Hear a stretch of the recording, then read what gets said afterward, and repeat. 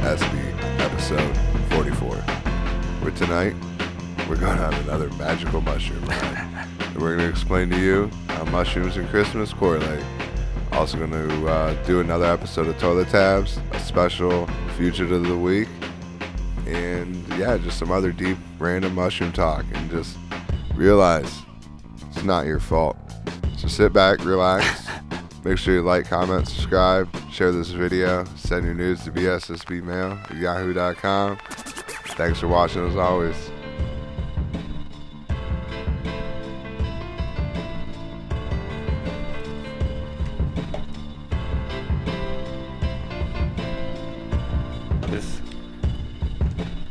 This one right here is cute. This is cute. This one's cute. Well, ladies and gentlemen, this is our Christmas episode. So we are going to take us some shrooms here.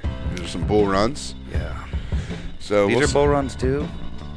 Yeah, no, both of us are eating bull runs. So this is cow chase? Yeah, this is the cow chasers. So we're going to eat these here, but then we're going to also explain how this Christmas episode and mushrooms correlate. So Are related to each other? Mm-hmm. They're cousins. Yeah. Brothers and sisters. Mm-hmm. In arms. Here we go. Any of them look as cool as last time? I don't think any of them will ever look as cool as that one shroom. Remember? That like coral looking one or whatever? It didn't look like coral. It looked like a little mushroom. Or crustacean. Remember? No, that was a different one. No, I'm saying that was probably the coolest looking one we've had though. Kinda. It looked like a crustacean. From the bottom of the ocean. Talking heads. Look at this Fuck thing. the feds. You know how potent that thing looks. It's from the bottom of the ocean. Looks like it with the fucking weird ass colors and how bad it looks. Oh, yeah.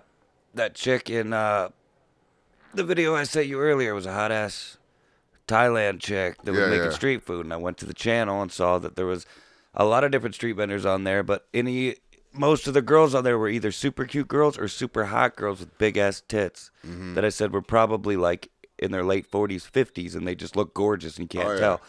But man, the one I sent you, she was a smoke show. She had a mask on though, so you couldn't tell if her face was ugly, but I imagine it wasn't by the judging the rest of her. Because it looked like she had a bunch of makeup on. They have a lot of those in Taiwan. Fucking her dad, before I even went there the first time, was he would tell me about this, like, oh, we go see Pretty Rice Ball lately. I'm like, all right. I'm like, that's cool. That's what's up. Like, I'll try this rice ball. It's like one of their favorite things to get in the morning. And I go down there, and dude, sure as shit, she's hot. She's like 50 fucking years old. Yeah. And didn't realize how old she was until her daughter came up, and I'm like, hold on. Are you Like, guys the how same old age? how old are you? Like, what? Like, how old are you? And you could literally I'm probably 35. She's 68. Yeah. Basically, and it's like, well, you two could be sisters. Well, you know why? Because they eat so good. They eat natural, all natural shit out there. But a lot of places will just throw just hot women. But I'm telling you, girl, out in front of their either out in front of their shit to get you to coerce you to come in, or they're sitting there like the person that's taking the money or serving. But every beetle nut shop stand is one of them, guaranteed. It's one or two. They're wearing the least amount of clothes possible, and they're trying to slang beetle nut, and it's all around. She wasn't even wearing Lisa. It was their shirt. The whole back of her shirt was open. Yeah. And the front of it was kind of came down under her boobs and went up over her stomach, but it was more like a belly shirt type. Yeah. But in the back, it was like completely open almost. And she had a nice set of boobies on her, and she had abs. She was in shape. She was gorgeous. You could tell under that mask, there was an 11 there. Yeah.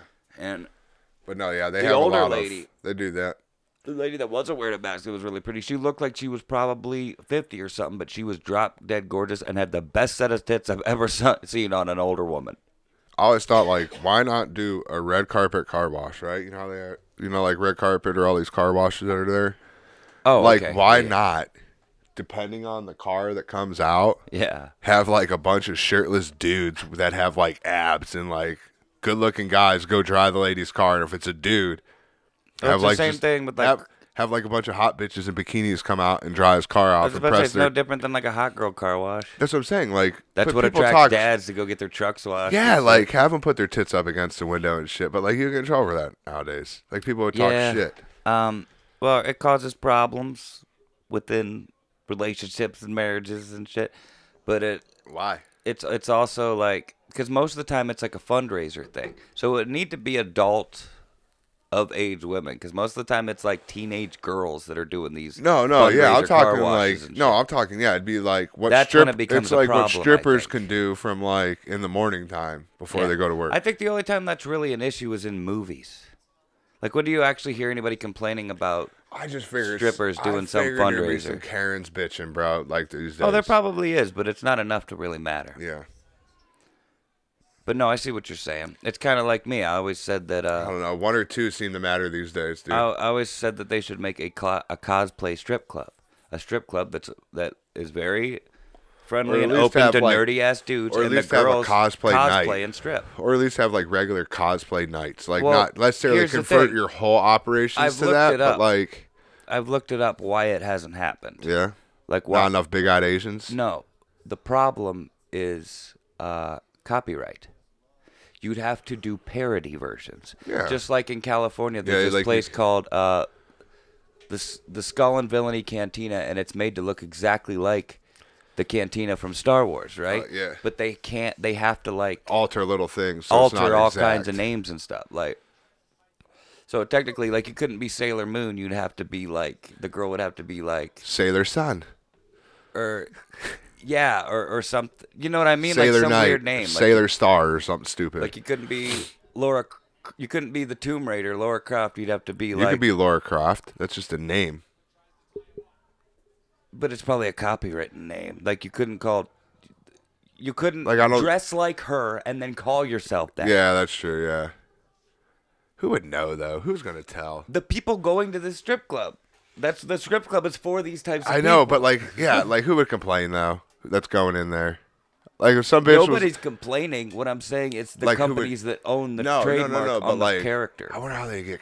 Like, so you'd have to do it all. Like I guess if you got like super big. Like you can't say like, that's Scarlet Witch. You got to be like comic book witch girl. What happens like on Halloween though? Like, cause I've seen some bitches dressed up as people. You probably just get away with it that one time a night. You're not using it for profit.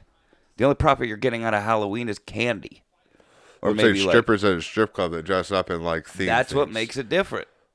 That's why you can dress up for things like for Halloween, but you can't dress up for it and do it as a job or make money off consistently. Because I mean, they'll do it at like strip clubs on Halloween night, but they probably get away with it because it's Halloween night. Yeah, and it's one time. But like if it was your business base, then yeah, you can do it on Halloween night. I'd go, dude, if they had like theme night like that, like on a once a month on a I'm Friday, talking about like an all the time thing. I know, but because they have like nerd themed bars. And shit. No, I'm just talking like around here. Like I would probably, even though I'm not big into strip clubs anymore, like I don't go to them unless it's like you're big into hot girls, but like characters, if and all of a TV sudden, no, I'm just saying all of a sudden, I'm going to that. Yeah, if all of a sudden like Christie's or the Diamond was like, all right, like on the last Friday of every month is cosplay night, like.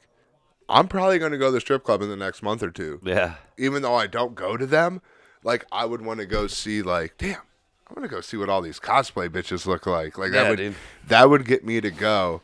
Not saying I'm going to go spend a bunch of money, but like I'm going to go there and get a couple dances from some cosplay girls just because. Yeah, no, for sure. So yeah, no, I agree.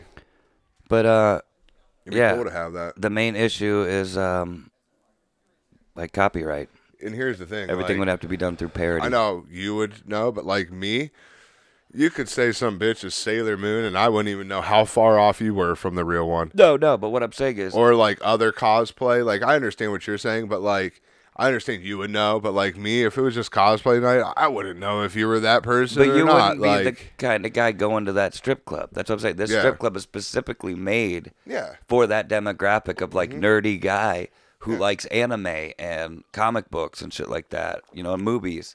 Yeah. Like, that's like you're not going to go to the geeky bar to drink, you know what I mean? Like that would almost be like, I wonder where you could, it would only be like certain cities. You would need that in like tech areas, basically, probably. would be statistically your best places, nerdy areas. Every like Canton would do well with that. Like every area has these kids. Like how many kids do you know that love fucking anime just that you know in your regular life? Everyone. There's like handful. 8 people at fucking Marianne's alone that like anime. Yeah, I don't know, a handful. I don't know. Dude, anime's way bigger. Like your kids like anime. Yeah. They're not going to go to a strip club, but I'm saying like your wife likes anime. I think it would be better just to have a strip club and then just always have some anime bitches there.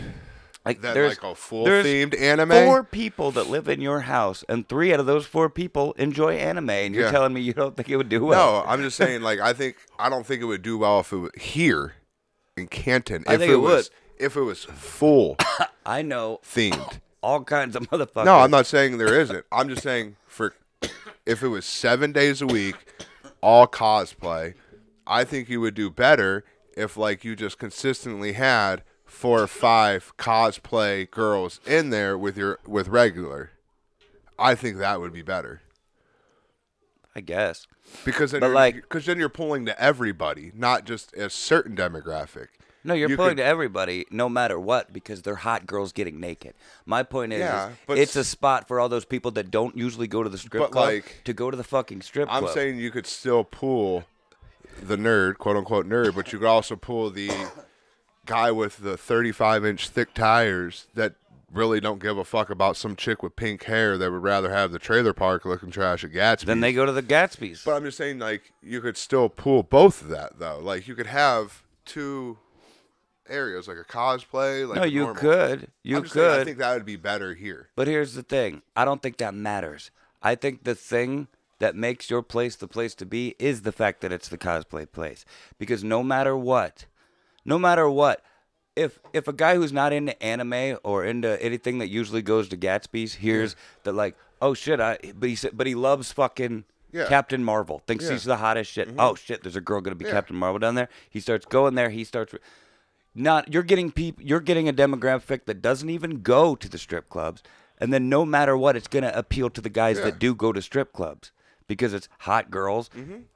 In hot outfits doing hot things. Like, it's not gonna matter in the end. If anything, it's only gonna help your business. Yeah. Because you have a thing. You're setting yourself apart from every other strip club out there. Yeah.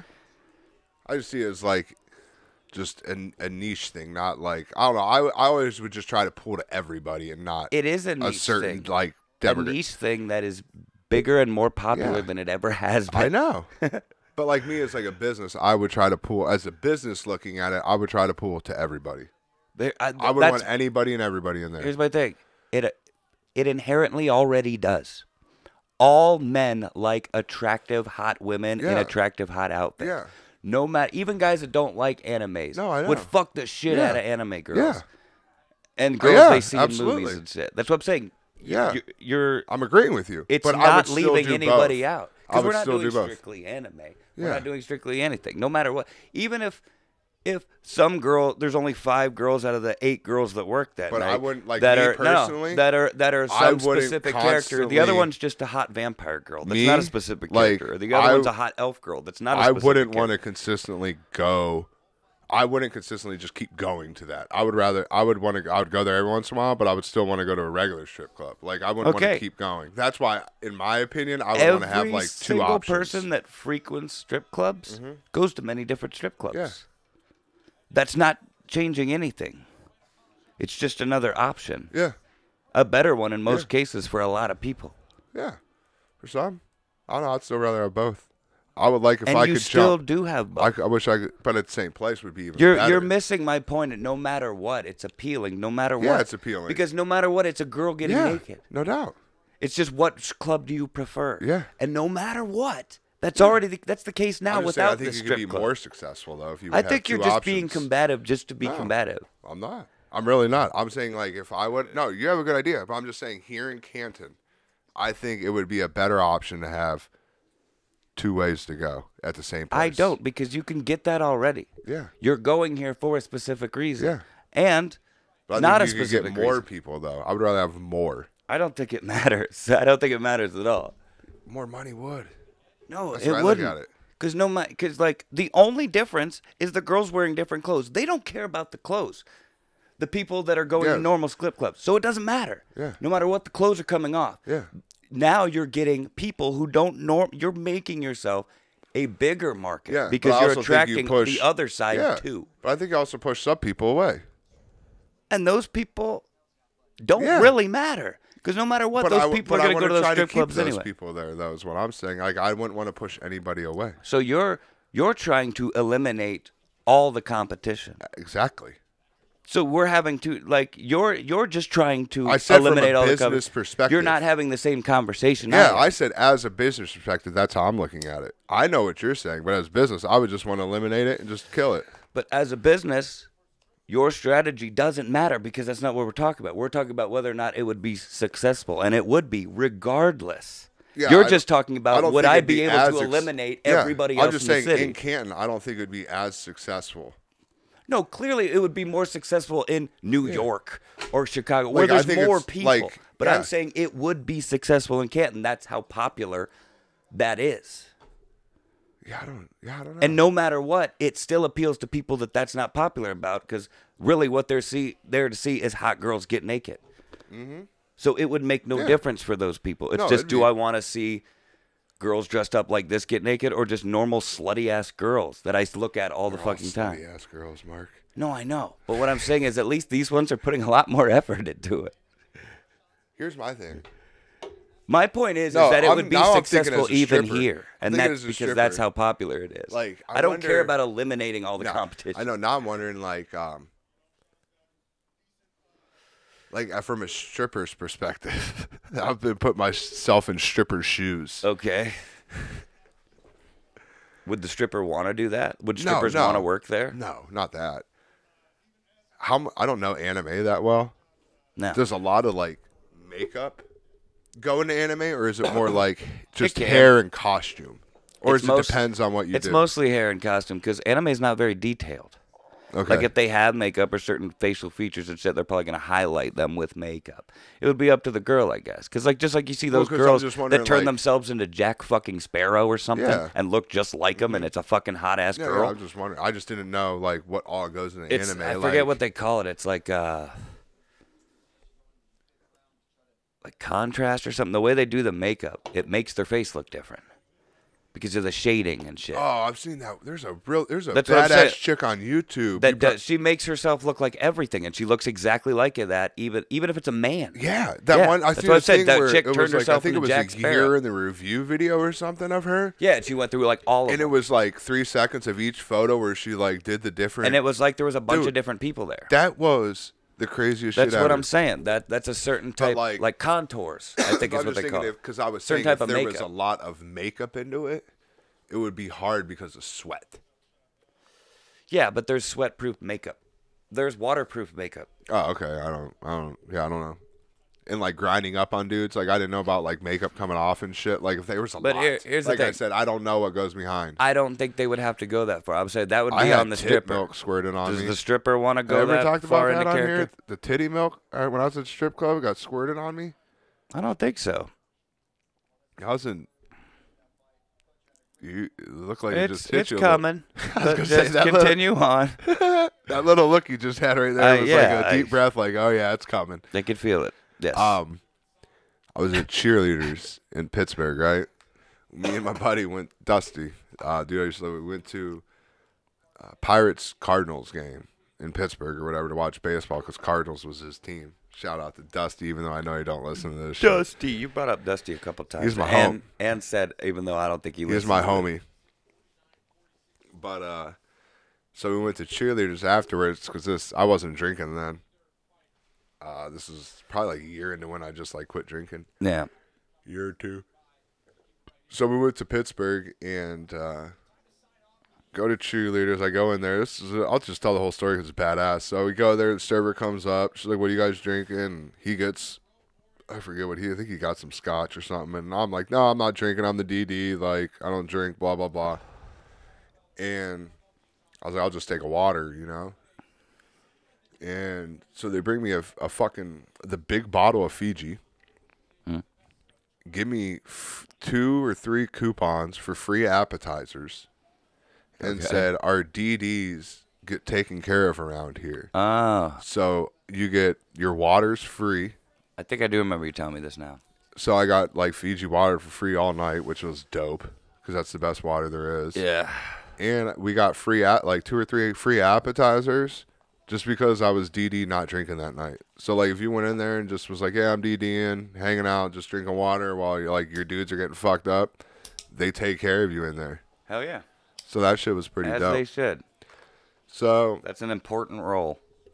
We going along and shit like that. Oh, another crazy story about this place is... What about the titty squirting? Oh, I'm getting there, dude. But you started into another story. No, this is the same story. This is all leading up to it. I'm just telling the whole story because the strip club's badass. All right. So, like, I'm going to draw this on here. So, like, right here, I know they can't see it, but, like, there's the bar, all right, was lined up. So, like, you sat... Around the The stage. Bartenders walked around in here, but there was a stage where a girl danced right here. Right in the middle of the bar. But, like... so like you sat around, then there was like the bartenders and they were a little lower.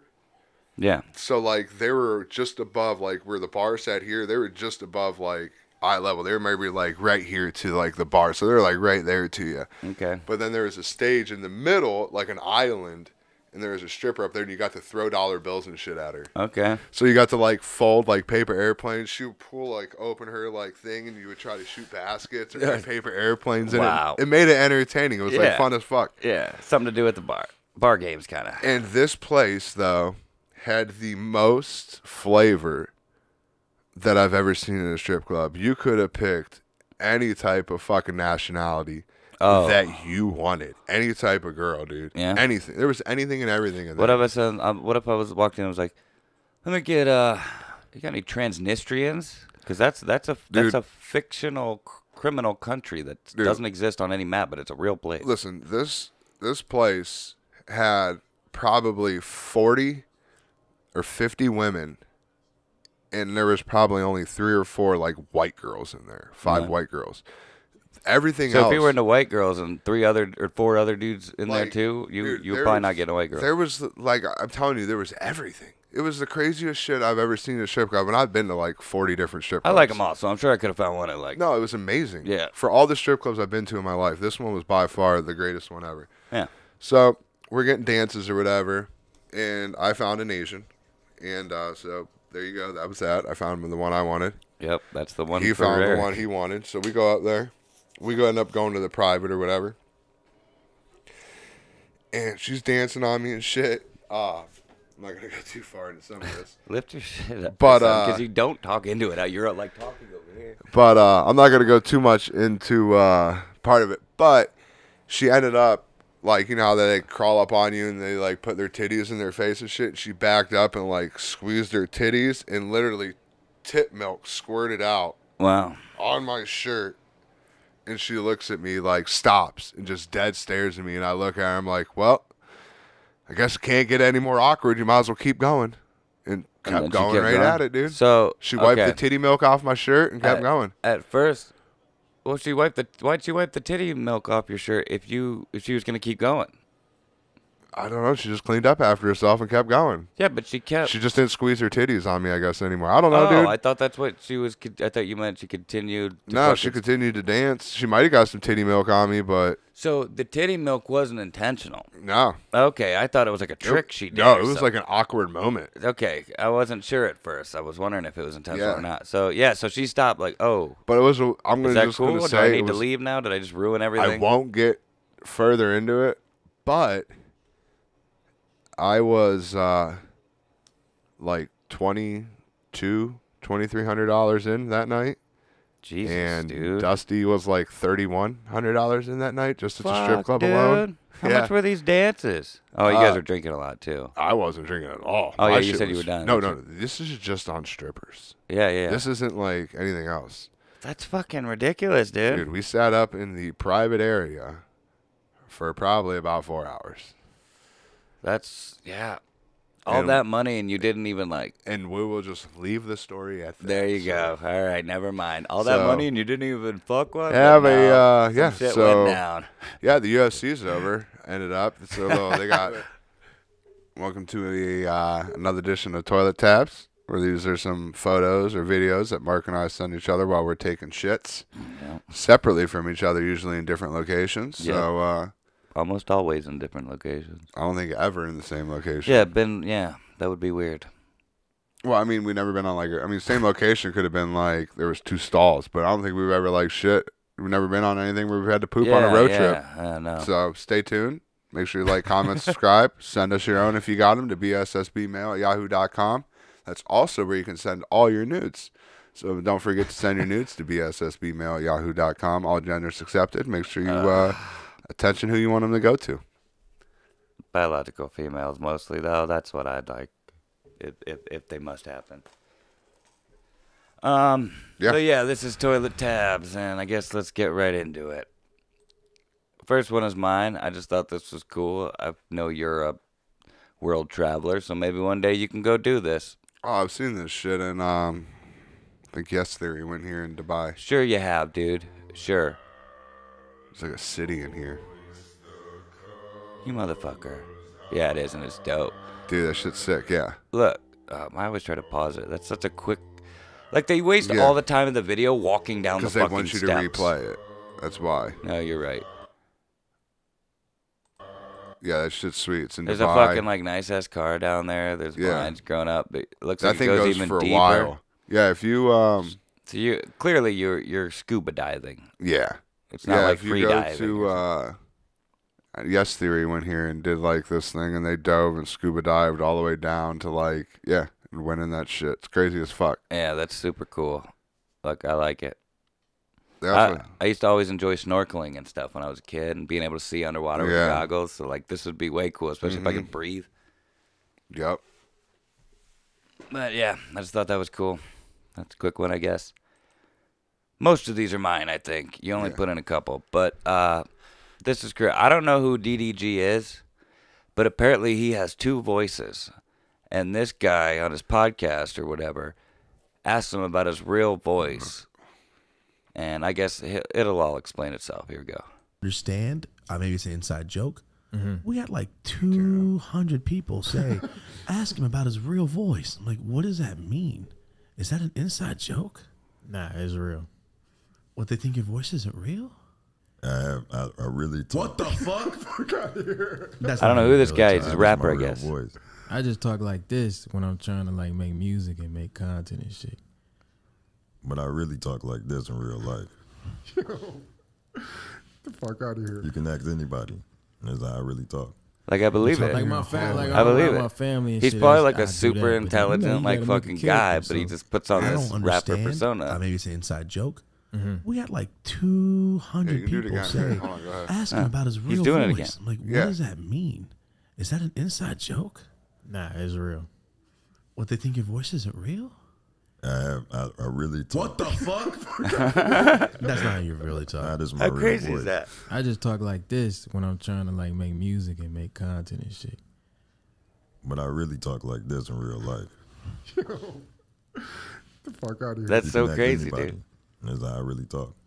You talk like my family, like I'm around my family and shit. I do that, but then you what's his name? There's conspiracy behind. I don't understand. The principal from Problem Child. The principal from Problem Child. What's the fucking... Oh, Gilbert Gottfried. No, there's no conspiracy. He puts that voice on. Yeah.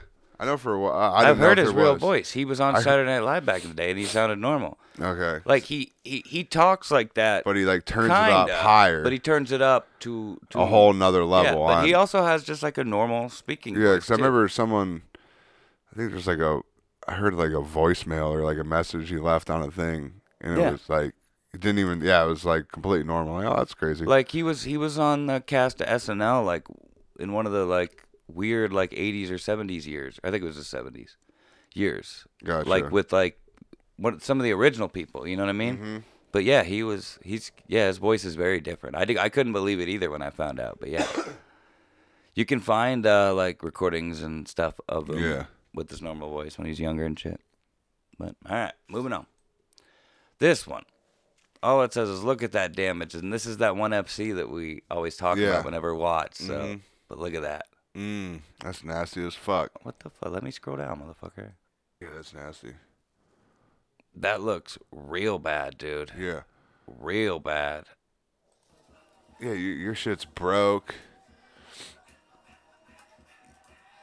Just shows you how tough that motherfucker is. He's bleeding on the outside. Like, you could see his bones broken and sticking out of his side. Yeah.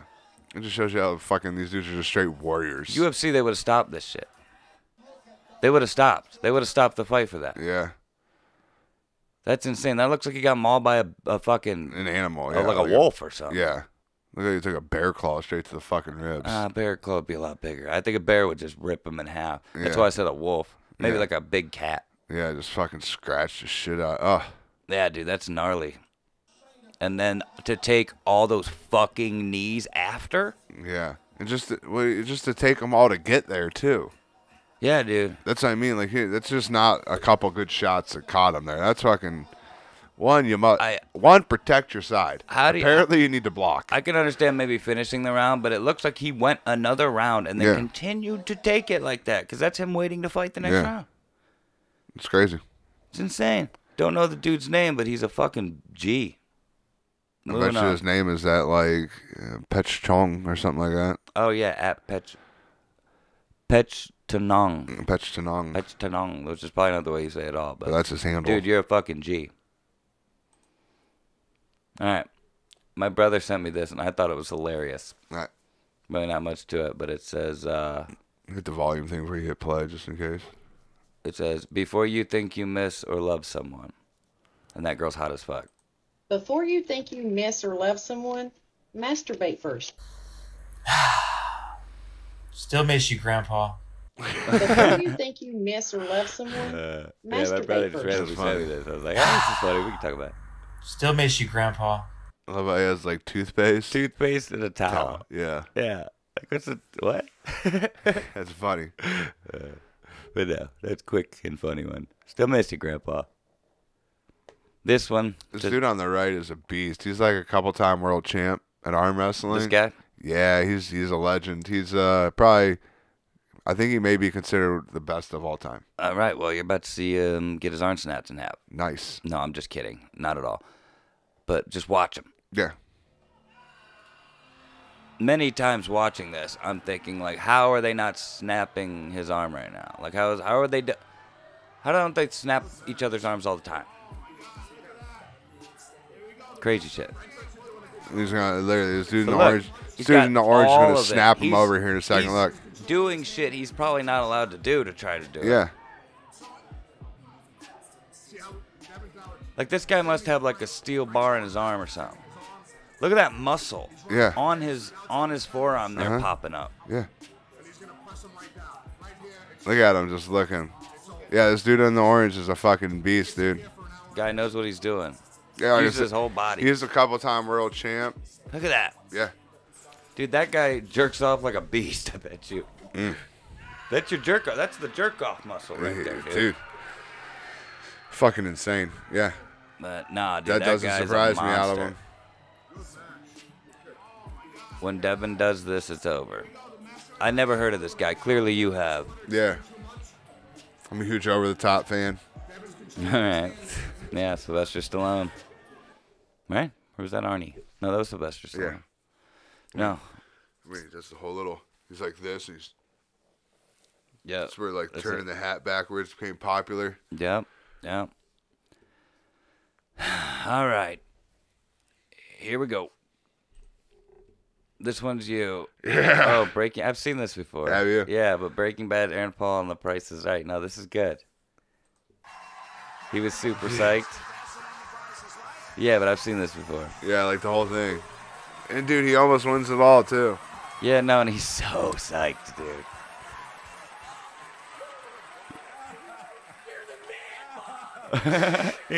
He was so young and dorky.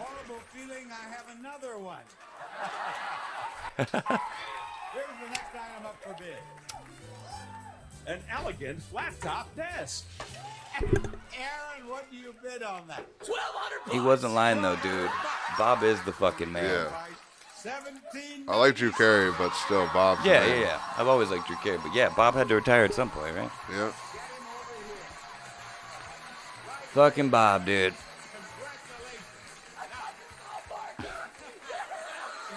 And then, dude, listen to how close he is on this. He's like a South Park Turn character. this up a little bit. Your bid is $26,500. Aaron, the actual retail price of your showcase is $26,368. He was only $132 off. Yeah, he was super close. I didn't realize how close he was. There should be like a grace period, like point. You know what I mean? Nope. It's the game. Can't go over. And he went. That sucks so bad, but I thought that was cool. But here's the thing. Maybe that day, if he won, he might not have went on to be the fucking science bitch. You know what I mean? He might not have been on fucking Breaking Bad. Yeah. He might not have. First thing I ever saw him was Van Wilder. He was the drunk guy that said the raddest fucking dude alive to his dad or whatever. Okay. Then in the end of the, he's like, you know where I can find Van Wilder? He's like, oh, you mean the raddest fucking dude alive? And he's just like the wasted guy at the party. And at the end of the movie, his dad shows up. He's like, hey, you know where I can find the raddest fucking dude alive? And he's just like wasted and just points. Yeah, that was the first time I remember seeing him. But yeah, that was a good one, buddy, even though I already saw it. Moving on. All right, this is the last two. What this is I don't know how long ago it was, but I guess recently, within the recent past, Egyptologists found this fucking thing, or no, a farmer found this on his land when he was like tilling and shit. And it's like an ancient fucking stone with a bunch of ancient hieroglyphics and writing on it and shit. And it basically tells a story. Well, I'll play the video, then we'll talk about it. In his field, an Egyptian farmer recently made the discovery of a lifetime, a roughly 2-meter-tall royal stele. The stele, which was discovered near the Egyptian city of Ismailia, 62 miles northeast of Cairo, appears to commemorate a foreign campaign of the Nephilim in Egypt, an Egyptian pharaoh of the 26th dynasty, who is remembered in the book of Jeremiah as having come to Jerusalem's aid during the Babylonian siege. The sandstone stele, which includes the cartouche of the Nephilim and 15 lines of hieroglyphic text, stands 2.3 meters tall and is just over a meter wide. According to news reports, the stele was likely erected by Nephilim during one of their campaigns to the Levant. They carried out several military expeditions to the Levant, including a campaign against the Phoenician cities of Tyre and Sidon, as well as his famous campaign against the Babylonians during their siege of Jerusalem. I know that probably doesn't mean anything to you without knowing what the Nephilim is. The Nephilim. There's 3 different theories on who the Nephilim are. They're mentioned in the Bible. But in the Bible, they talk about angels thinking that the women of earth were beautiful and them coming down and cohabitating with them and basically making offspring with them, fucking the human women and creating offspring with them and like living on the planet and shit. And a lot of people think that the fucking, well, I'll get to that later, but like one of the theories is that the Nephilim were the offspring of this and they were giant people. But this is actually confirming that the Nephilim existed and helped and aided in battle. But that's what they were known as in the Bible, were like the heroes and shit. I'm a little fucked up at this point, so it's going to be hard to explain it. But like, there's a few different theories, but the Nephilim were giants back in the day. They were described in the Bible as being like angelic-like beings. They were different. You know what I mean? And they were okay, like I said, there's many different theories about it. This is really kind of hard and difficult. There's a guy I watched today that explained very well the multiple different theories, but it's a kind of long video, so if people want to check it out, they can check it out. But wrapping it up, basically what he said was that one of the theories is and he has a whole bunch of Bible verses to back this up, right? And he says the Nephilim were here before the cohabitation of the angels and human women and after, which is, and he goes in to talk about how the cohabitation and the offspring of the cohabitation and whatnot would have been wiped out with Noah and the thing, so that would be gone. But it said that the fucking Nephilim were here before and after that, right? So they weren't the offspring of the fucking cohabitation with the angels, right? But they also call them people of the ancient world. Now they're finding ancient texts talking about how they're fucking helping the Egyptians in battle and shit, and the one pharaoh and whatnot. Yeah. That completely supports the, like, ancient civilization theories and shit like that. Like, they're actually finding ancient evidence describing them.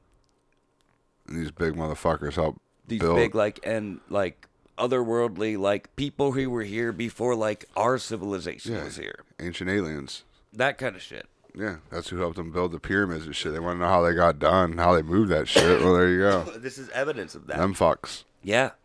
This completely supports that. Yeah. And, like, the Nephilim are talked about in multiple different religions, not just Christianity. Like, these are I remember, Egyptians that they were dealing with and talking about it. When you said that, like, it rang a bell in my head. Like, I wasn't the first time. Like, I think I remember hearing about them when growing up when I was in... Yeah, like, I've heard about them a lot, but Like, they're always seen as, like, this weird, like, yeah, ancient conspiracy theory or something, but, like... Was in that cultish shit what when it I is grew up. It's just hidden Yeah, history. no, that's dope, though, that, like, there's some evidence to support... They talk like, about the Nephilim in the Bible, but a lot of books that aren't in the Bible, that were taken out of the Bible, talk even more about the Nephilim, I guess. Like, the book... Like I said, this guy goes into it a lot more, so... If anybody wants to check this out, they can. If you want to, that's what it fucking is. But... I can send you the link or something, but this guy explains it really well, and it's only like 16 and a half minutes. So. Yeah, it's not bad. But hell yeah, isn't that crazy? That's cool as That's fuck. fucking evidence that those things existed. Yeah, that's cool as hell. I like that. Which means they might be here still. Could be. What if they are? What if they watch our podcast? Who they could, dude, with all the weird ass shit that we see. They were probably watching our podcast before we even made it. It's all about the simulation, dude. Can it record sounds that haven't happened yet? Yeah. It can. We should watch more of that bitch. She was funny as hell. Not to call her a bitch. She was awesome. But, all right, yeah, that was Toilet Tabs. I'm glad we got out of the way before I started feeling too fucked up. Yeah, that would have been hard to explain. Yeah, I did my best. I probably could have done it way better at like 4 o'clock this afternoon when it was all fresh in my memory. But, yeah, that was Toilet Tabs, guys. Toilet Tabs. Toilet Tabs. Fuck, dude, looking at you in that shirt, I feel like we should have got some fucking Santa hats and wore them for the episode. Like, that would have really brought the outfit together right now for you. Wouldn't have helped me, but it at least would have made me look festive. Oh, yeah. Don't tell me what to fucking do. Album of the week. Don't tell me what to do. Oh, shit. Isn't that crazy? This is going to tell you, this is going to your simulation theory. Incubus. Because it happened again. What do you mean it happened again? Because you were talking about Incubus and smell-proof fucking things earlier.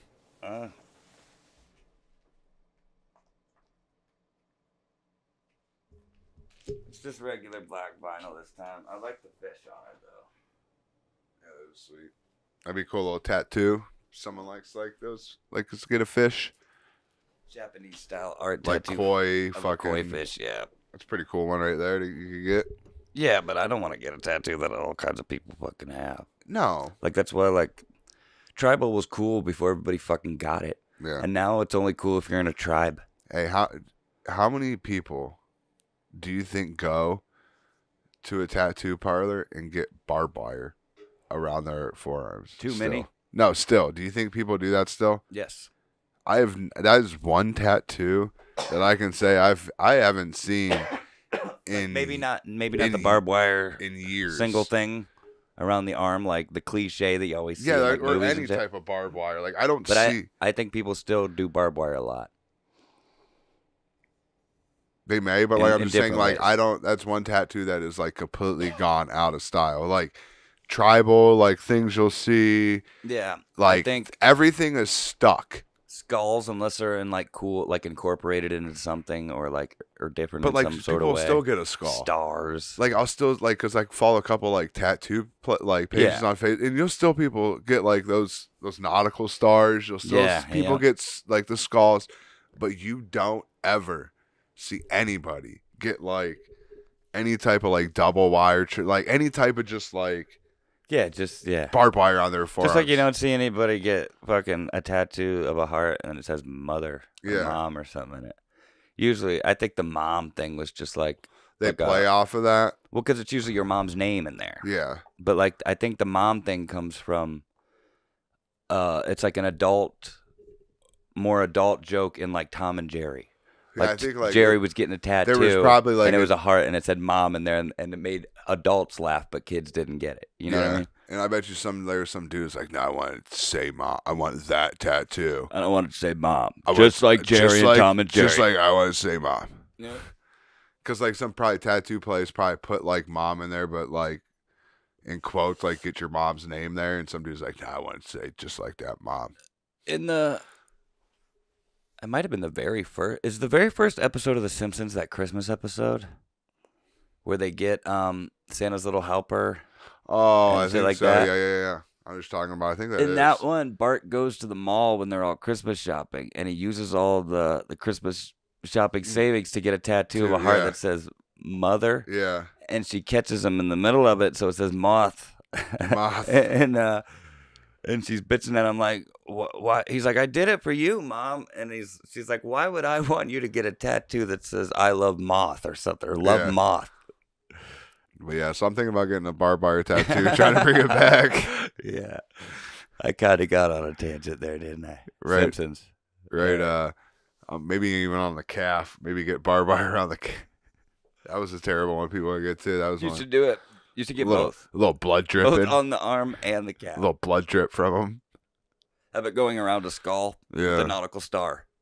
With snakes coming out of the skull's eyes. In a rose. Yeah. Get a gun, too. With a banner that says Ma. And if anybody asks, it's like, it's a Guns N' Roses tattoo, man. They'd believe you. Doug would dig it. Doug's really cool, that's the best tattoo of all time. What's that? That'd be the best. That's the best tattoo of all time, dude. It would have to have like a rebel flag and Hitler. That is in it. Closest to the greatest tattoo I've ever seen in my wife. In your wife, dude? Yeah, in my wife. Since you just touched it, Mark, tell us about this week's album of the week. Who is it? I just noticed it was a little crooked. It's Incubus. You know what it is. Took me a while to find this for a decent price on eBay. Tell us about the album, man. It's probably their best, if not one of their best. It's up there. Yeah, I mean, it probably has. It's probably my favorite one. It probably has. I know Make Yourself's pretty good. Yeah, because this probably Science has. is pretty good, too. Yeah, this probably has. That's probably got my favorite Incubus song on it, which is Warning. That's a good one. That's a really good one. Aqueous Transition. I like that one. I really like any of these ones on here. They're all pretty good. Every song, that album is good from start to finish. Even the weird ones where it's just like Asian music and then him singing about going down a river. So when did you get it? Do you remember? Oh, shit. I always put it on Instagram, so I could probably go and find the date. A couple years ago? But, yeah, recently? probably 2 years ago. 2 years ago, nice. And where'd you get? You remember where you got it? Did you say eBay? Yeah, I found it for a decent price on eBay. I think I won it by sliding in there at the last minute and just like bidding like a Was it dollar new more or used? I was new. New? Yeah. Have you ever gotten used vinyls? You ever bought? Yeah. Yeah, for sure. No, I mean like off eBay though. Like I know you have like it like garage sales and other things, but yeah, on eBay for sure. Like I'm pretty sure other than the garage, like any used vinyl I've bought offline has been from eBay probably. Oh, okay. Because that's where I look for stuff, and I have an eBay account. But yeah, it's a really good album. It's a classic. Came out when I was like a teenager. Yeah, I've gotten high many times to this fucking album. Rolling around in a car, fucking on those long ass blunt rides. I wonder if kids still do that. Did you do that? Blunt rides? Absolutely. We go through like the Amish country and shit. We drive way the fuck out and then drive way the fuck back. Yeah, I wonder if kids still do that shit though. Drive fucking like blunt rides, because dude, that was the shit, dude, that we would do like any day of the week. Yeah, like especially like, no, I did it. Especially like Friday, Saturday nights. Skip school and go on blunt rides. Yeah, I never skip school, but to go I skip school a lot. Yeah, not me. Fucking, but Friday, Saturday nights, like midnight, 1 o'clock in the morning, and there literally wasn't like shit going on. Yeah, dude, bro, we'd be fucking out riding blunt rides, fucking hours too. Like, yeah, do that too. Dude, there'd be times to be like, dude, you realize that if we just would have like just drove, like we could have went like here and back instead of just like drove around aimlessly around here for like 3.5 hours. Eventually that's what we ended up doing, like with a couple different groups of my friends. We did. We would find like completely separate groups, like groups that didn't know each other at all. Like I'd go with my cousins and we'd drive way out to Amish country. We'd start where we were, like pick me up at my house and just start driving wherever and end up being like by farms and shit, see like a buggy or something. Yeah. Or like, yeah, we would just drive way the fuck in a giant ass circle, essentially. It was good times, just listening to music and bullshitting. Like many a conversation I've had through a rear view mirror. You know what I mean? Yeah. With the person driving or the passenger talking, looking at you through the rear view mirror. Like we were like saying, like, I mean, we started doing it a little more, but like there'd be times like, do you realize that like we could have drove to like Columbus and got like our favorite fucking pizza, or drove drove like to here and did this instead of just driving around through, like you said, like Amish. Here's the thing, that we were kids. We really only had money to fucking for the gas and the weed. Oh god, you know, like if we went somewhere, we wouldn't have the money to do the thing. Like not all of us, anyway, and we wouldn't expect the one guy who does to pay for everybody. You know what I mean? Maybe to go see a movie or something back when a movie was cheap in the afternoon. No, I wasn't even saying like expensive shit. Like we drove down to Columbus the one time and literally just got some pizza because we were down there for like a baseball tournament or whatever. Yeah. And we got food down there and we're like, dude, fuck it. Instead of just driving around for 4 fucking hours, like through the Amish country and the farms, like let's just drive down to Columbus and get some pizza that costs us like $12. Yeah.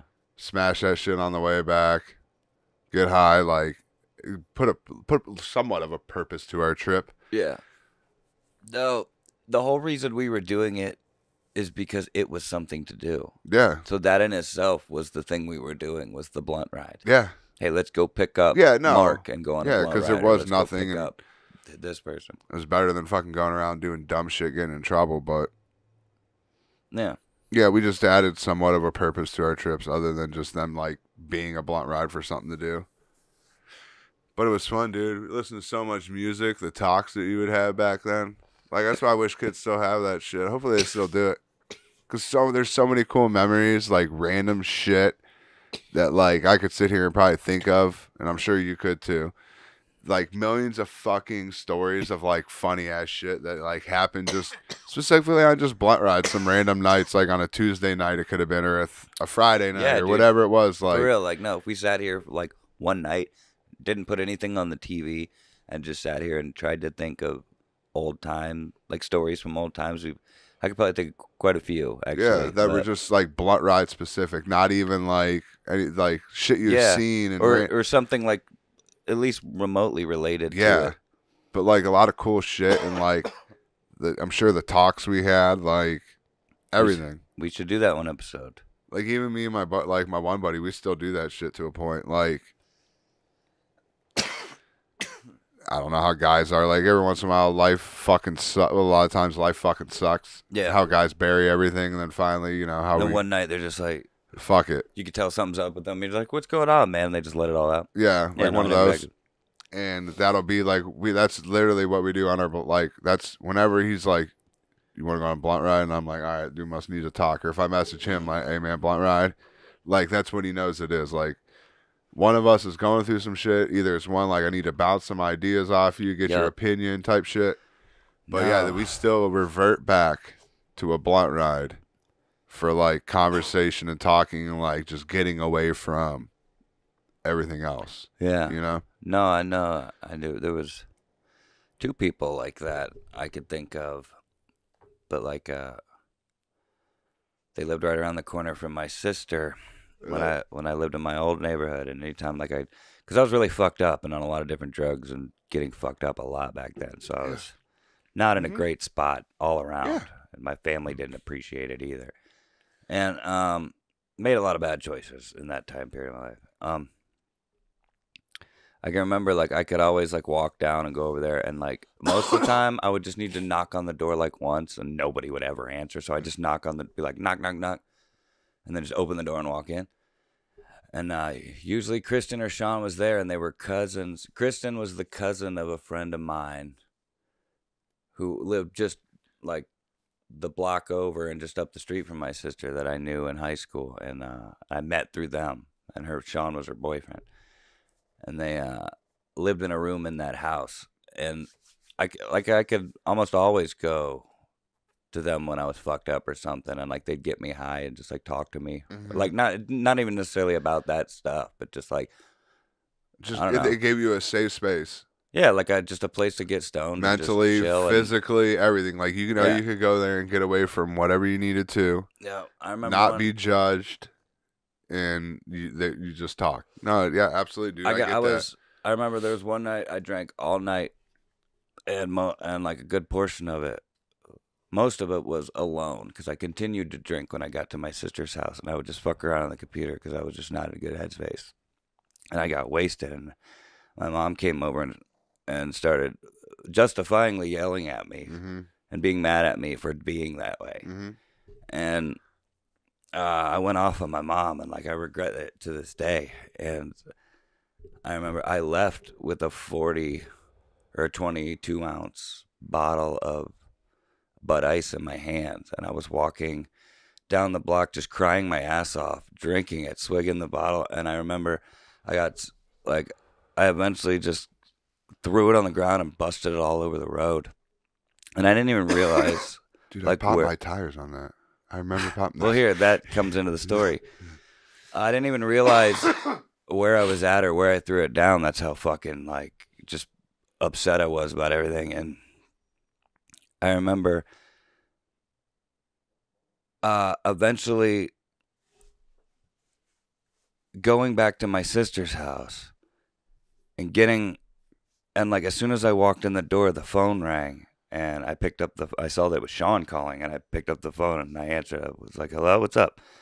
And he said, dude, what the fuck? I was like, what are you talking about? He's like, you just smashed a bottle in the road, like right on the corner by my house. Like, I'm not going to say their names, but like this person and this person, they could fucking pop their tire, dude. They got to fucking take the kids, you know? Yeah.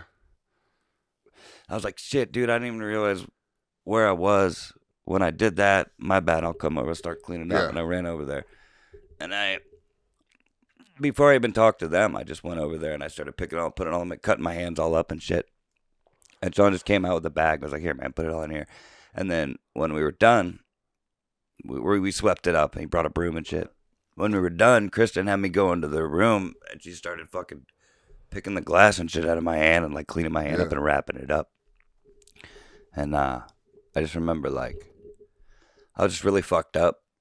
Probably looked like I was bawling my eyes out and was just telling her all the shit and why I'm all fucked up and shit. And they just talked me down, got me stoned. Like, they were, like I said, like, I'd get out, like, most of the time they were around. You know what I mean? So, like, that's who I ended up running in those moments, you know? I don't even remember why I'm telling you this story. But I appreciate you guys. If you ever see this, to this day, I appreciate you both. They're not together anymore, but I know they're both, you know, still around. And shit, so. Yeah, but yeah, I don't remember when I started telling you this story. Neither do I, dude. Oh, you were telling me about your, like, when dudes fucking. Oh yeah, why we still go on blunt rides to this day. Yeah, because like I used to go on blunt rides. 37 years old. But you started talking about some like, no, you that's know, when why a dude it was because fucking that's how he like.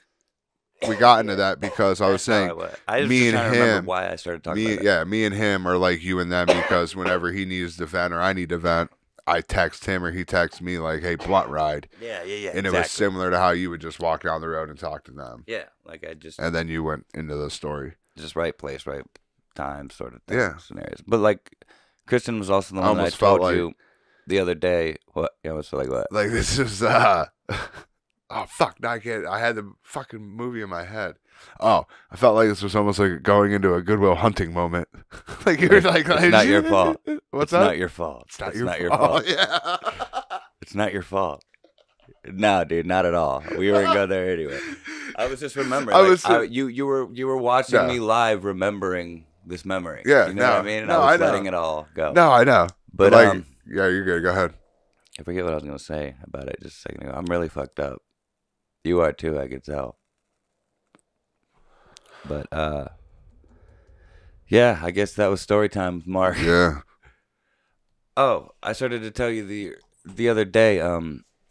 Kristen was the one that I usually said, like, if I needed to skip school or I needed to ride home to the neighborhood or something, I could usually call her and she would be like, yep, I'll be there in 10 minutes or whatever. Oh, yeah.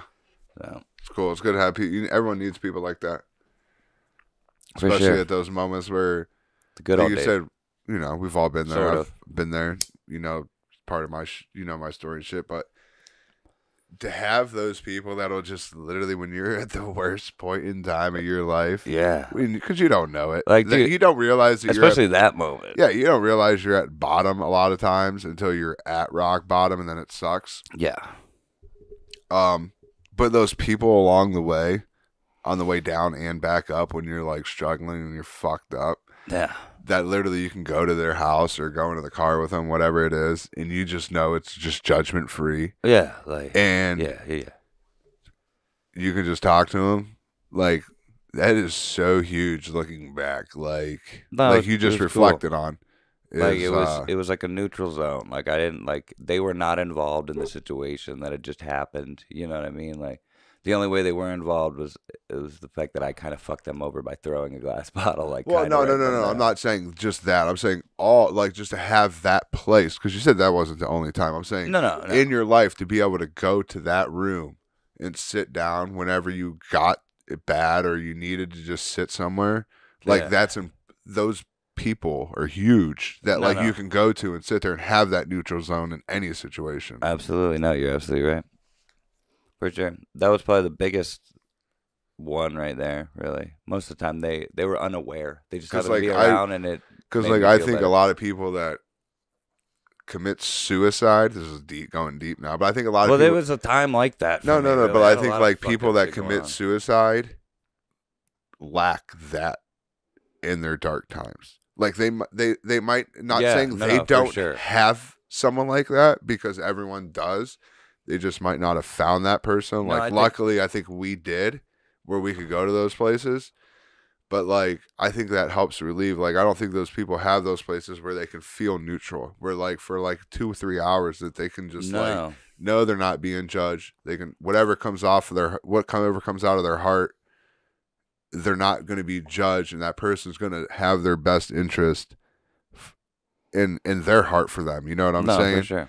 Yeah. I don't think a lot of people have that, and I think that's what leads a lot of people to some of that shit, is that they don't have that place to go. I think especially all around, but I think that's why the men's suicide rates are so high, because men are specifically don't really have a lot of outlets. They're supposed to be strong and tough, and a lot of them, just chin up, chest out. That's it. Exactly. And that's the male suicide rate is at an all-time high, and it really always has been. Yeah.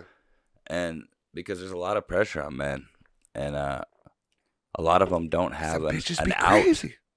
You know what I mean? Yeah. So no, it's crazy. But like I said, it's tough for women too. But I'm just saying that the men's issue stuff doesn't get talked about a lot.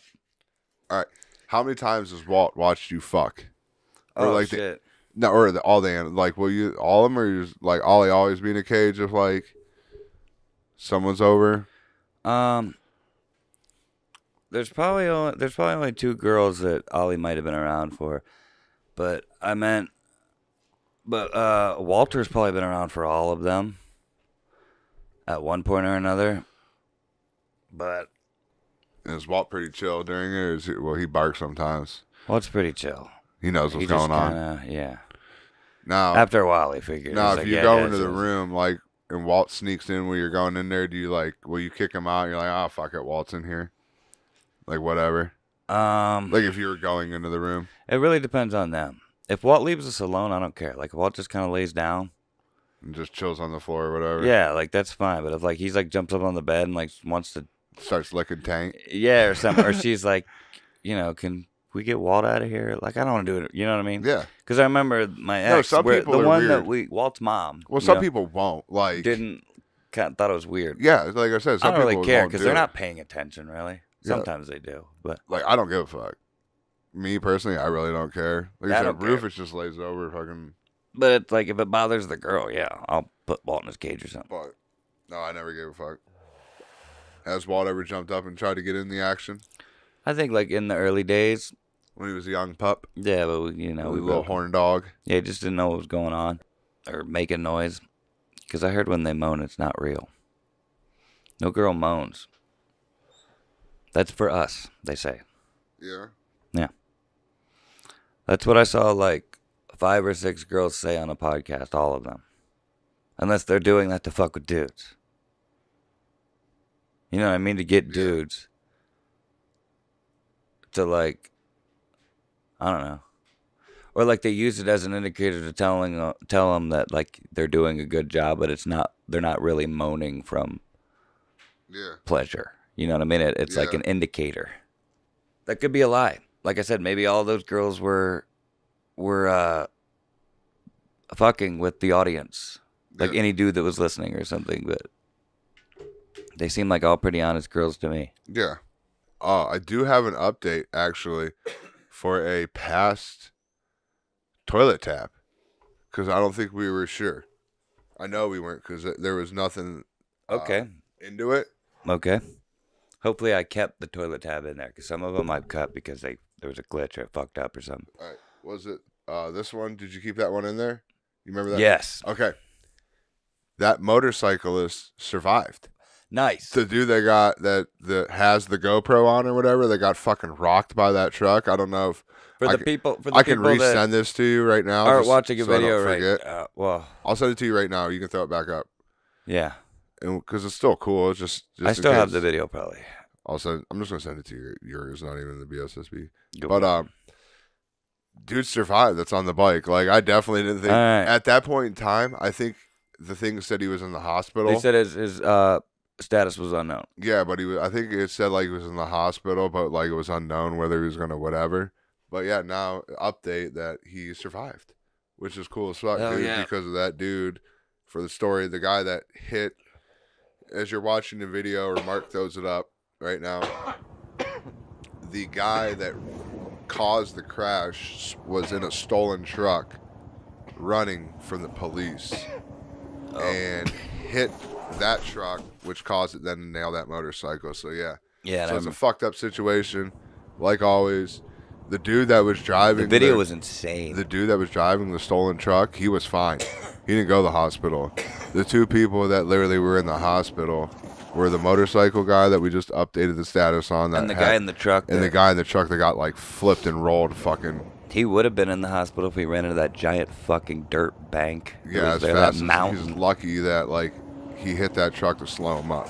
Yeah, but yeah, for so sure. The dude that was running from the police that committed all the crimes, basically, I don't know if he like walked away, but he didn't have to go to. He wasn't in any type of condition in the hospital. He basically probably walked away. Yeah. And then the 2 innocent fucking people were in the hospital, all fucked up. Damn. Yeah. Well. But yeah, I forgot. I wanted to bring that up because that was some good news. Yeah. No. Yeah. So that's what's up on that shit. You know who else is really fucked up? You. Yeah. Yeah. I'm very fucked up. These are like clean. This is a clean one though. I feel compared to others, like I'm really fucked up, but I'm not like overly fucked. I feel clean. Like I'm not getting like it's not sinking me deep into like a lost thing a lot. Like a lot of time, like remember earlier, like when I was like shit, my mind kind of slipped off there for a little bit. I think on the other ones it like came in and out a little bit. This one almost seems like it's like just smooth across the board, you know? Yeah. Yeah. Unless I close my eyes like I just did. All right, I gotta urinate, the little tinkle pee. All right, well, we'll all be waiting. And I still don't. Which one would you take here? And I still don't. The goth girl? girl? The goth one. Or yeah, goth is hot. It's the same girl. Yeah, I know. I'm taking the goth version though. Yeah, for sure.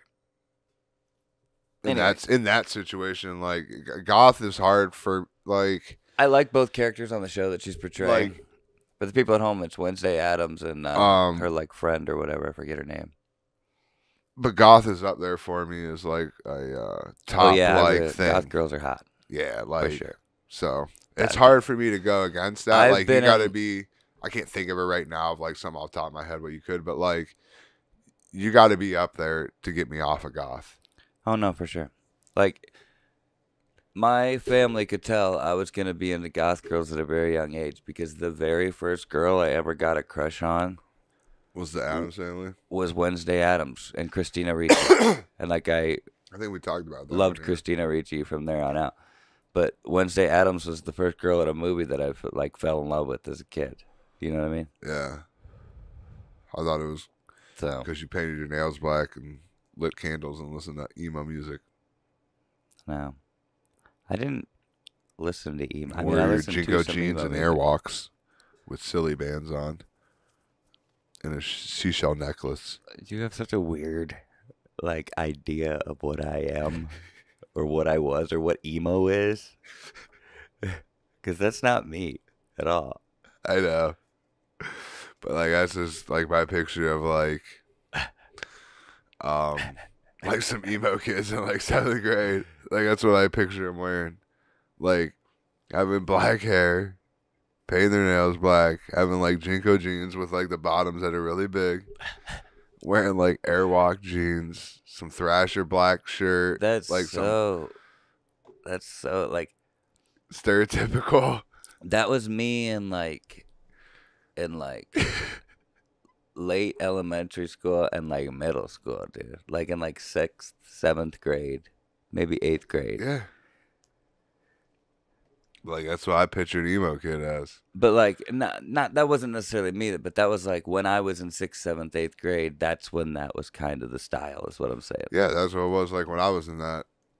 When I was right around there too. You were a couple years older than me. Yeah, but it was still you were probably like in high school. I was in like Piper like and Edison, which was like 6th, 7th grade, 8th grade is when it was. Yeah, but at that point I would have been like in elementary school. Yeah, but it was popular then because that's what I remember. I could tell you the kids' Yeah, I know, names. because I was aspiring to be like my brother. Yeah, basically, who was graduating high school in 1997. I could still tell you the kids' names in my class that just like that. Yeah, but the one ended up hanging himself off the fucking viaduct bridge in Massillon. Damn, that sucks. Yeah. May rest in peace. Yeah, he was like, I play football and he was a cool kid. No, there's a couple yeah, people I knew like, from high school that died while I was in high school. Like if you would draw, like you told me a nerd, I'd be like glasses, fucking some como, you know, whatever. And if someone says emo, that's what comes to my head is like the Jinko jean Airwalk, some shirt from fucking emo for me was what's that store's name that y'all shop at? The emo kids. Oh, Hot Topic. Exactly. So you know what I'm talking about. A shirt from Everybody knows what Hot Topic is. You know what it was too. You were just I didn't know the name of it. I literally did. No, I forgot the name of it. I seriously couldn't think of the name of it right now. I don't believe you, but, but I seriously I couldn't. Right. But you knew what it was. I'm too high to debate with you. It's funny that you knew that I was talking about. Of course, everybody does. You just but a don't. shirt from Hot Topic. No, I literally couldn't think of it. But yeah, that's my picture of it. Like some choker necklace, a bunch of probably a couple armbands or like the you know what I'm talking about, like sweatbands because you potentially cut yourself or just wanted to show that you people that you did because you were emo. You carved dad into your wrist or something. Dad.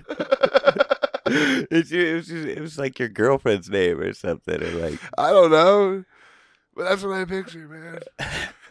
Dad carved dad. Is that what you'd carve? No, I just straight lines, dude. Look, is that what that says right there? Is miss your dad or something? It says pray for tomorrow. Oh, gotcha. Or missed your grandpa? That's what I meant. Missed your grandpa? Missed your grandpa. But yeah, I got a couple scars from fucking concrete. That shit, concrete work. Shit. Ugh. Those cuts were nasty. Cuts nasty. Yeah, Ew, dude, they give me cuts. chills. Nobody likes cuts. Do you ever have an injury like when you think about it and it like gives you chills? Yeah, dude, like where you like scrape your shit up. And No, you're but just like you think about it right about now. a lot, and you're dude. like, I got scars all "Ooh," over my like back. that hurt so bad. I showed you that video, Yeah. didn't I, where I fucked my back up? Yeah. And it didn't even do justice, but you could still see all the red and blood. Yeah. Yeah. No, there's a couple things in my life where I'm just like, every time I talk about it, it gives me like chills. I'm like, ooh. Yeah, I got remember scars that, all over my like, back. It caused me to have like stretch marks growing up on my back. That was one of the times I think about it. I'm just like, oh, because I bled like a stuck pig. Nah. It was bad. No, dude, I've had some total injuries. Mm. My parents are just like, what the fuck? Like, what are you doing, man? Yeah, dude. And if I did it some was dumb all shit. me and my brothers, my two older brothers, I don't think they've ever like growing up. They never like broke bones and shit, and like got like. That's what happens when you make me live on a fucking But, hill like- in the woods. But like I better they got, go do crazy but shit like in the they woods. got fucked up a little bit. But like I was the one that like would come home like, oh, what the fuck did you do today? Yeah. Like coming home like battered and fucking. Halftime was because my brothers coerced me to do some dumb shit because I was the youngest of them. Yeah. The other time is just because I was like, yeah, fuck it. Like, let's see what happens. Yeah. You know? I remember I was skateboarding when I was in high school, and my buddy JJ and two other kids from school came up. And remember, it was Jimmy and Devin. I won't say their last names, but Jimmy Wang and they were Devin all Wu. older than me, and they came over and we were skating at my house because we had my stepdad back in the day used to haul asphalt, so he had some, and actually one day he had somebody come up and roll it like flat. Nice. And so I was skating it all Yeah, the time. I was that so was happy. perfect. Yeah. And we had a big hill right at the end of it, so I would put like wood up, and I would just convert it into a ramp with a stop sign and shit, or like that's a sweet. weird sign. Oh yeah, dude, that's like perfect for like kids your age. But we had a bunch of like cut down like telephone pole type deals that made what they called the island in the middle of the driveway, where inside of it was like a bunch of rocks and my mom planted shit. But it was really big, and we were trying to board slide it on our skateboard. And, I was. And they're all different sizes, but there was like a little stretch where they were pretty similar and they were wet, so I could kind of just slide across them. One of the times, dude, I beefed it so fucking hard. I hit that. Like, I board slid real nice. I just needed to pop off, and I didn't. And I slammed into that last one, and I fucking flew into like and there was like kind of like a bush there that my mom planted, and I fucking scraped my arm all up, dude.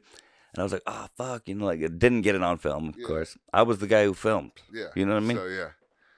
But, and I went in, and I just remember going in the bathroom, and in the back of the bathroom, there's like a little laundry room that had like a utility sink. Yeah. And I just remember putting my arm in the sink and just rinsing. I'm like, fuck, this shit fucking hurts. I just beefed it in front of like three of my like older friends, you know what I mean? Yeah. And, but like, I tried to be cool, and it hurt real bad, but it was bleeding. Yeah.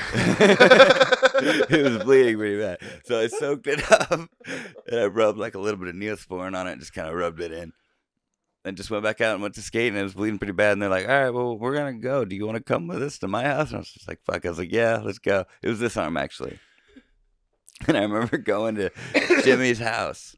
And Jimmy's sister was hot as shit. I actually, like, dated her. She was my girlfriend briefly for a time before this, a couple years before this.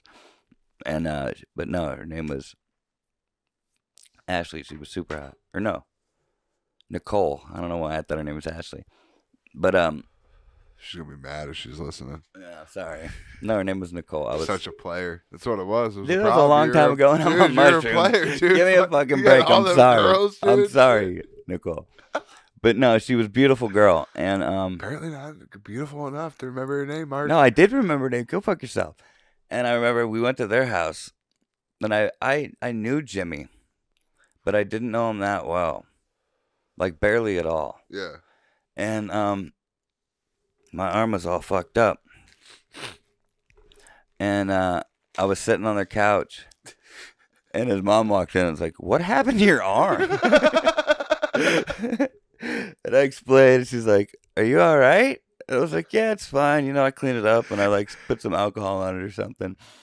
And It's just like sitting up, like just inches away from blood being on her couch. Yeah. And she's just like, all right, well, keep it off my couch or whatever. And dude, like, it was bad. But I also remember that night we like went and skated some spots or whatever.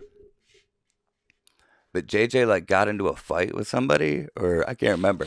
JJ left or whatever and just ditched me there. And I barely knew Jimmy. And I ended up spending the night at Jimmy's house and then having to call my mom to come get me the next day. Luckily, Jimmy didn't live too far from me. Got you. But, yeah, I forgot all about that. But, like, JJ had to just, like, up and leaving or something because of an argument or some shit. About something dumb. And he just, yeah.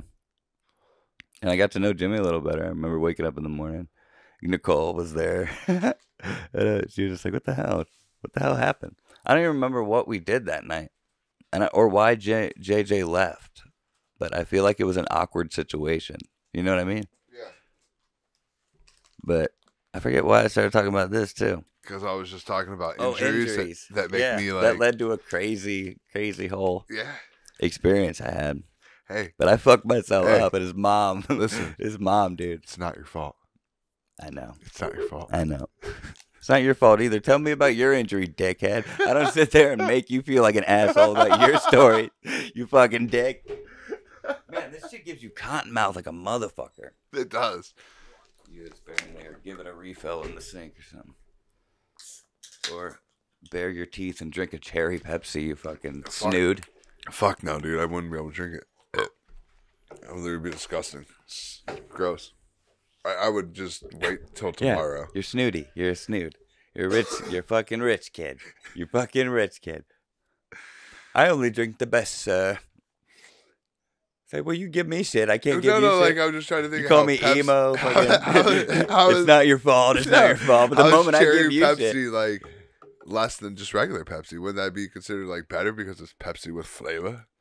It is better, I guess. This one would have but a you're like, more... ew, it's disgusting. I couldn't do it. It's just... It is. I only drink Pepsi. I do. It's fucking gross. I would rather... Only. If I had nothing... And when I do it, I put my pinky up. I do put my pinky up, motherfucker. Here, look, watch. Just like that. I'm trying to think of the worst one, like, that went home to, like, my mom. Probably mostly she was, like, in shock and just pissed was probably the time I broke my wrist. Other than that, all my other injuries, she was just like, all right, let's go. Yeah. Like, you know what I'm saying? Like, all right, like, you're at it again. Yeah. But I think when I broke my wrist, it was she was, like, in the most shock because my fucking hand, my hand was fucked. My whole fucking wrist was just done. It was just so big and fat by the time I got home and, like, limp. And, like, I'm like, Mom, I think I broke my wrist. And she was, yeah. It was that time I remember I was on the dirt bike. I've talked about it on here. Yeah. And I was in my baseball uniform. She was pissed, but she was also in shock for how bad it was. Fuck, dude. But that one, yeah. Oh, another nasty one I just thought of. That's gross. I was playing softball. Did it come to you with that burp? Yeah, I was playing softball, right? And I was playing, like, left field. I was playing the outfield, and there was a little Texas leaguer fucking hit. Little pop-up. Pop-up. And the shortstop's coming out to the outfield, and I'm coming in. You know how you see those collisions and whatever? Yeah. Well, usually, like, the outfielder slides, the infielder jumps. There's, like, a little unwritten rule shit or whatever. Well, we both slid. This motherfucker's cleat, which you're not supposed to be wearing metal cleats. Oh, you told me about that. I think you've talked about this on the show, too, actually. Took a chunk. Yeah. Where you could literally look in and see, like, I don't know if it was bone, what the fuck it was. Out of your leg. But, like, it was nasty enough where I was like, ugh. And was it on purpose? No. We're on the same team. We were going for the ball. We just both, like, the infielder's supposed to slide, the outfielder, so it's just, or the outfielder slides, the infielder jumps. Like, it's supposed to be like an unwritten rule type thing, so that doesn't happen. Yeah. But he slid too. I was the outfielder, so I slid when he was supposed to jump. But he didn't know that. Gotcha. So he slid into me. Bad timing. Yeah. Timing didn't match up. Correct. Gotcha. And Yeah, I got light. I was like, well, I got to leave to go to the hospital. And so I was walking at Genshaft. It's a pretty far fucking walk. Not like crazy far, but in that situation, it's a good, like, probably 150 yards to get to your car. Damn. So, like, when you're hurt, it sucks. That's 100 yards, 150 yards, depending where you park down in the parking lot. Yeah, because how big is it? What's that, 3 feet? 50 yard? It's 300 feet. Yeah. Oh, no, I'm thinking of a yard. 100 yards is 300 feet. Damn, yeah, then that's... Yeah. So... But how long... Okay, never mind. Because basically, like, because you're walking you're just walking really far. I won't explain that. No, that's what I'm saying. But by the time I got to my car, I literally had to call someone because, like, I lost so much blood. I don't know if, like, the adrenaline wore off, but, dude, I got so fucking lightheaded, dude. Oh, yeah, nauseous and shit. And I'm like, I got to my car, and I'm like, I sat down, and I'm like, dude, I don't know if I'm going to make it or not. I like, think that's the shock of it wearing it. I think that's shock. Like, I had to call, and the one chick came up and drove my car, and then the other one, you know, followed and picked her up, because I'm not making anyone stay there. I was like, I'll call someone if I need a ride for that point. But, yeah, that one fucked me up. I lost a lot of blood on that one. And the shock of it, that one hurt. Yeah, I think don't they call that like going into shock? You were about to go into they were showing signs of going into shock. Yeah. Like you're probably gonna pass out. Yeah. That's what I felt like. That's what I called it. I was like, oh, terrible. Yeah. I don't know the terms, but yeah, that's Mom was there on that one too. I remember she was there on that one. Do you know what we still need to do is talk about mushrooms and Christmas? Yes, we do. Yeah. Where do we go with this? I don't even this know. Is your thing, yeah, dude. Like, Up to we should have just did it right then. We should have. Yeah. Well, back in the day, according to scholars, it's true. The fucking. But there's a. Yeah. What? I don't even know what. Is there a proper theory name for it, or is it just? Oh, I don't know. Like, you know how they have, like, the stoned ape theory? Mushroom theory. Christmas mushroom theory. Christmas mushroom theory. That's what we're going to do. We're officially... Basically... we're declaring it right now. Mushrooms have an origin story or something, like magic mushrooms in the story of Christmas. Like, Christmas and, like, the ancient, like, Norse way of thinking of it. Not really ancient, but, like, just... I don't know the time period. Way back in the day. The mushrooms would grow. But there'd be groups of... I'm trying to help you out and was waiting for you to come in and you weren't. I'm getting into it. But I forget, there was a group of people that lived... Where the reindeer at, Mark? You're going to have to help me out with geography. This is like up north. Like Norway and shit. Yeah. Like Viking areas. Yeah, and they would travel along. And... Scandinavia, places like that. And they had reindeer up there. That's what, like... How they would use like donkeys or mules and shit down here for like travel. They used reindeer and shit like that. So they would have, 6 or 7 of them tied up together at night. So they wouldn't fucking wander off like you do horses and shit. So they'd be all like reined together. And so they would travel along their ways, but along their ways, in the wintertime, specifically, these mushrooms would grow underneath. Prevalently, they would grow everywhere, but you would mainly find a lot of them under evergreen trees. Because those are the ones that would grow all year type things in the weather. Yeah. So you would find these red mushrooms with white polka dots on them. I forget the actual name of them. Yeah, the typical like magic mushroom you see on things. But if you Google search like old Christmas cards from like back in the day, they all have like little these mushrooms are on them with Santa Claus. Yeah. And these guys, you got to figure these guys, what they wore. No, I'm getting there. These guys. So these Nordic dudes up there in Norway and shit, they would wear big, thick coats, skinned coats, but would have, they'd be fur coats, sort of looking like what Santa would wear, like a thing and has like they would wear the same style that you see, that you can still get to this day with like fur and different shit that looks like Santa. But these dudes ended up stumbling across these mushrooms and they would eat them and so would the reindeer. Okay. So much that the reindeer would literally go lick your piss. Yeah. Because they would smell the mushroom in your piss. And they wanted it that bad. Yeah, because they would eat the mushrooms too. You'd have to get the mushrooms before the reindeer would eat them, and they'd trip out on them. And, so they would eat these mushrooms. Yeah, I remember this part. Go ahead. And so that's when they would, they would trip, but then you would see your fucking 6 or 7 reindeer walking around together, so they didn't run off because they're reined up all together, Yeah.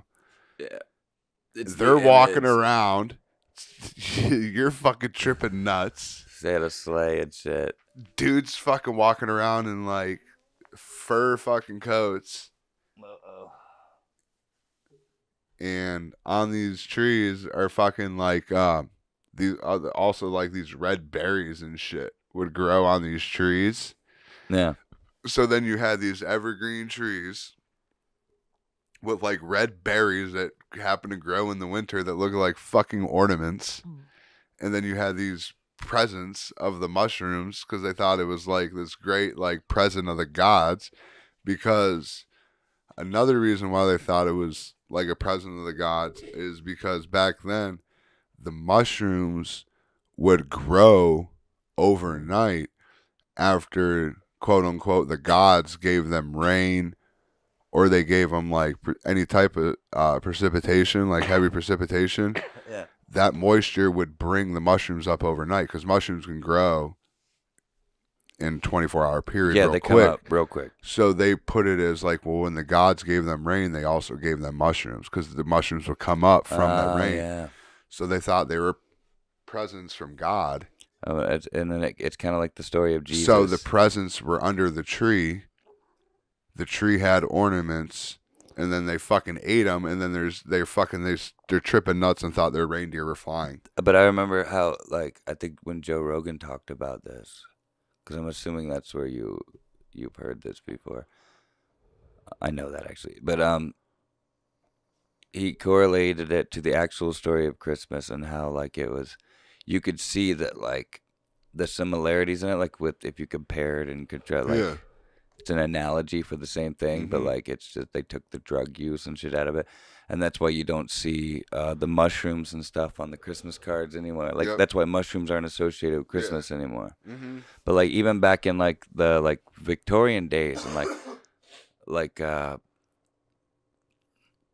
the times that are depicted of like a big Christmas thing, like in A Christmas Carol, like that time period in that movie, like that's when you were seeing mushrooms and shit on Christmas cards and stuff. And he's had those ghosts come to him. But like, and the reason why, like, and they also talked about, I don't think it was the same episode, but, and to go back to like, and to kind of branch off from that is when they had that, I don't think it was Paul Stamets that was on there talking about the mushroom guy. I think it was a religious guy was talking about how the church then over there, over across the pond in these times, he's probably brought it a few times. I just remember from this one specifically, but the church was losing people.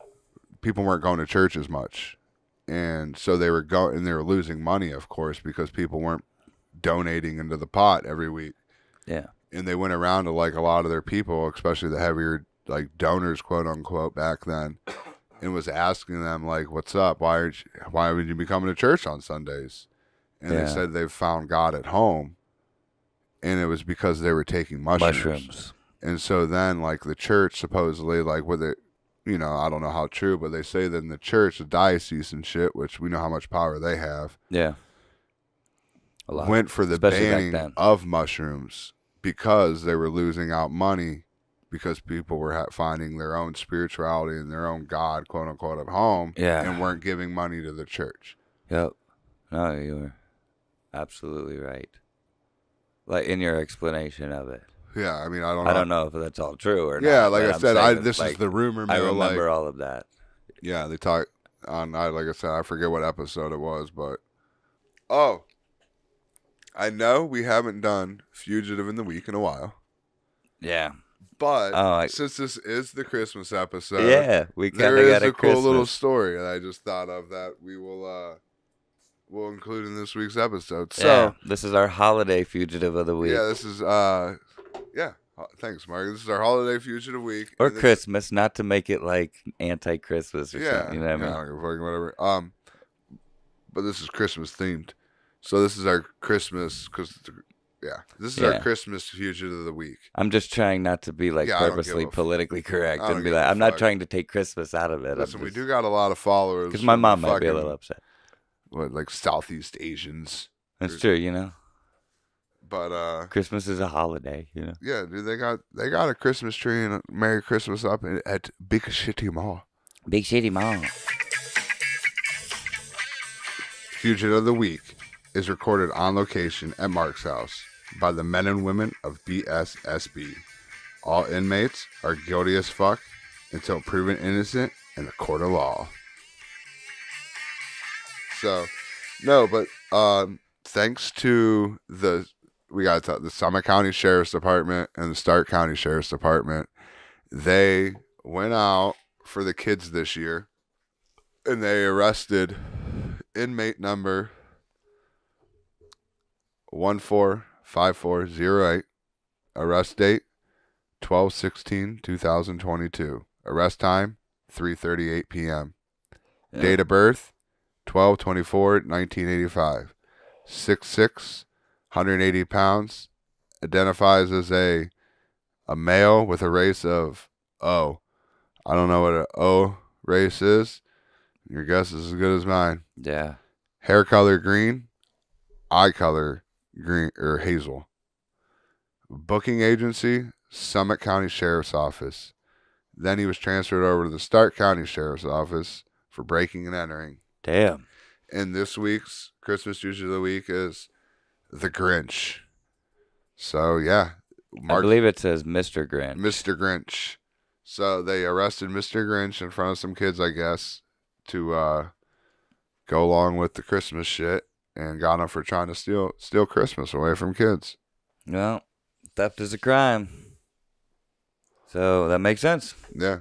So, Mark's throwing it up if he hasn't already. I don't think we've ever done a visual version of... Well, we've always done visual versions, but I don't think we've ever done it since we've had the camera, so this will be the first ever. The holiday special. Christmas special. Fugitive of the Week is recorded on location at Mark's house by the men and women of BSSB. All inmates are guilty as fuck until proven innocent in the court of law.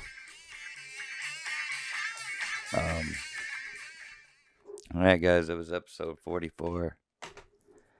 I'm very fucked up. Very high.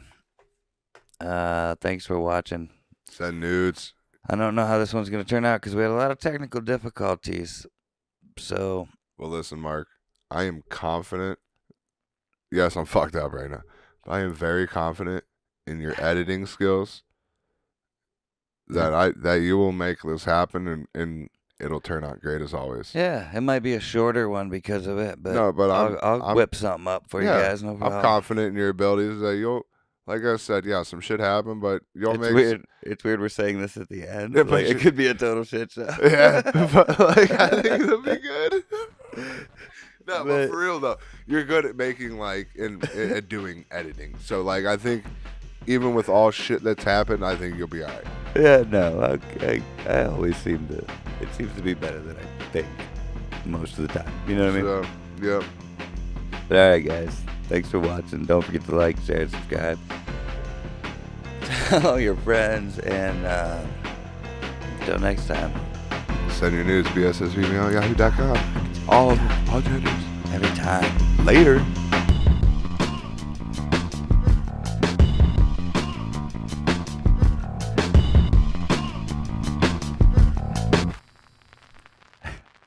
Fuck it, I'm putting this in the little part where it pauses. Biological females. Get some of that titty milk. Pretty much looking for biological females. I don't know why he does this, but We just had to get that in there. I can barely keep my eyes open.